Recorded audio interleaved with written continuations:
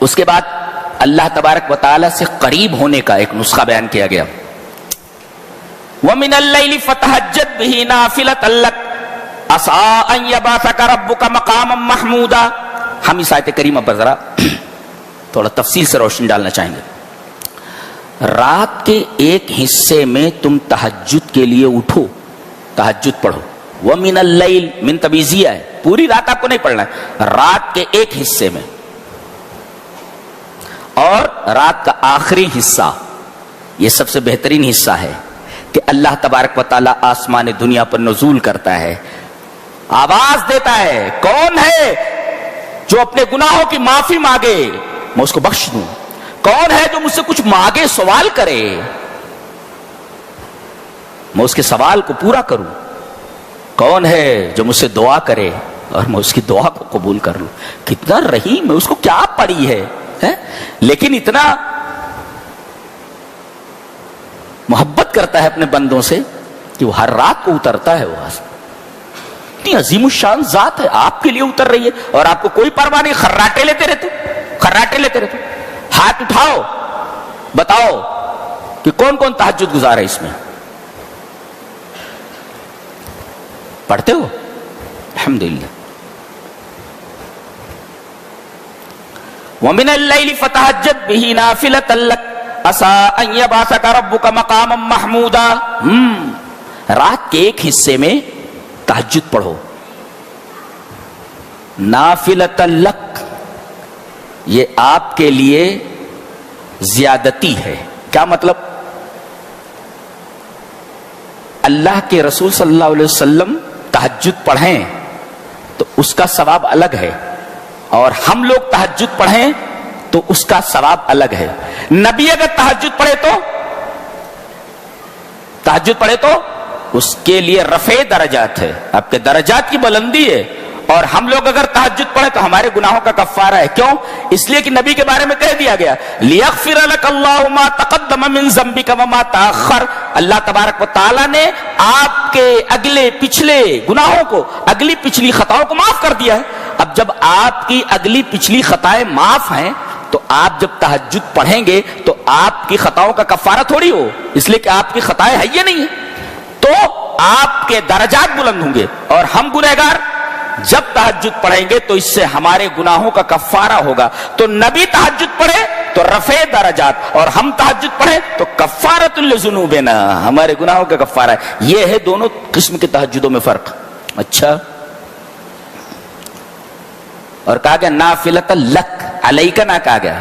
بعض لوگ کہتے ہیں کہ نبی پر پہلے فرض تھی، یہ بعد میں منسوخ ہو گئی. بہرحال آپ پر فرض نہیں ہے، نہیں تو علیک کہا جاتا، لکا ہے یہاں.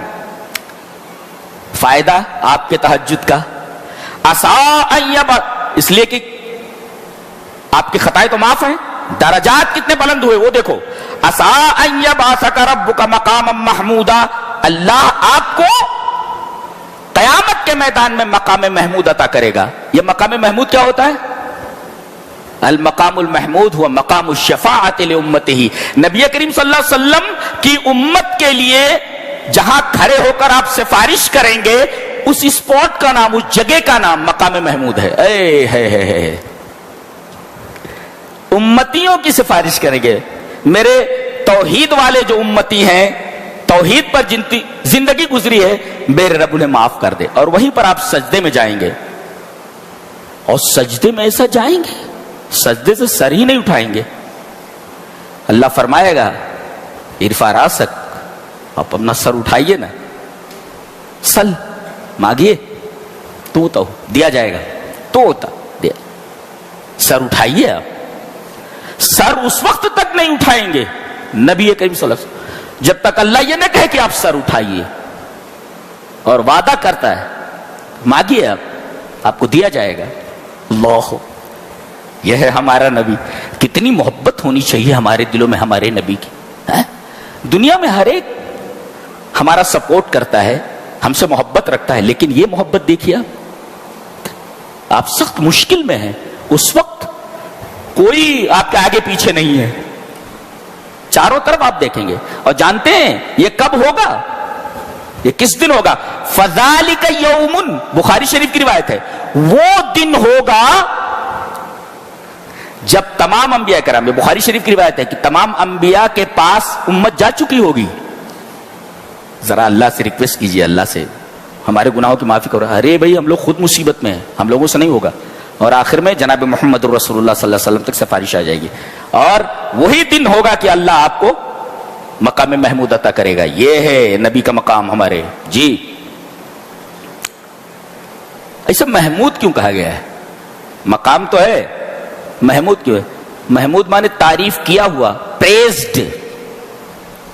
ہو is praised, who is admired, جس کی تعریف کی گئی ہو. تعریف کی گئی بولے یہاں جب آپ پہنچیں گے تو اولین اور آخرین آپ کی اتنی تعریف کریں گے کہ اتنی تعریف کسی کی نہیں کی گئی ہوگی. یہ ہمارا نبی ہے. یہ مقام ہی ایسا ہے کہ اس مقام پر جب آپ کو کھڑا کیا جائے گا تو اولین اور آخرین جتنے لوگ ہوں گے آپ کی اتنی تعریف کریں گے کہ اتنی تعریف کسی کی ہی نہیں گئی ہوگی. یہ نبی کریم صلی اللہ علیہ وسلم کی عظمت اور آپ کی فضیلت کی کھلی ہوئی دلیل ہے کہ آپ کو ایسا مقام عطا کیا جائے گا جو مقام ہی پریزڈ ہے.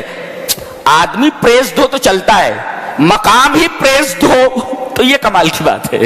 یہ مقام محمود ہے. عسیٰ ان یبعثک ربک مقاما محمودا. جی مقام کے بارے میں پتہ چلا. تو اللہ تعالی نے آپ کو تہجد کی وجہ سے کہاں پہنچایا؟ تعریف کیے جانے والے مقام پر.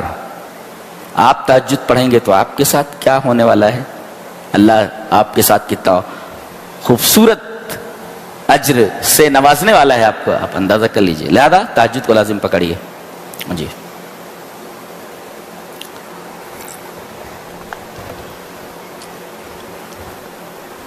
میں سفر میں بھی اس کا اہتمام کرتا ہوں. سفر میں بھی قضا نہیں ہوتی الحمدللہ، ٹائم بے ٹائم نہیں ہوتی، سفر میں بھی. جی